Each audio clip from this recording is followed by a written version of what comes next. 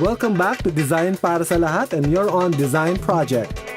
So, 3 designer tips lang kung paano nyo sisimulan ng yung mga designer bayongs. 3 things to remember. Number 1, ang bayong na nilalala or ang mga weaving na ginagawa sa Laguna can take any kind of silhouette.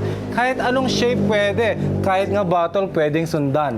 Number 2, pag magde-design ng weaving, tandaan, ang weaving kasi ay ang paghahabi-habi ng mga different kinds of textures. So, ang simple lang na for example, weaving, pwede ka magpasok ng mga gold or metallic or kahit mga silver or patent na mga inserts o mga suksok.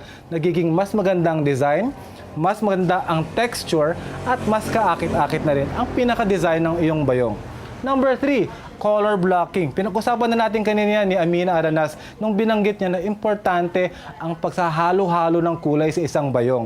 Tignan mo rito, may yellow, may red, may blue. Ang ganda-ganda ng kulay. Pero pag hindi ka sure so kung anong kulay ang gagamitin sa iyong bayong, ang gawin ay gumamit lamang ng mga marker. Hindi ka sure kung anong maging itsura, i-drawing lang ng iyong marker. At ayan ang ating 3 tips kung paano pwedeng simulan ang iyong designer project ng bayong. Para lalong lumevel up ang business ninyo, nandito na ang Ask the Expert segment. For questions and inquiries kung paano palalaguin ang inyong negosyo, sulatan nyo kami sa email address na nasa screen or via SMS.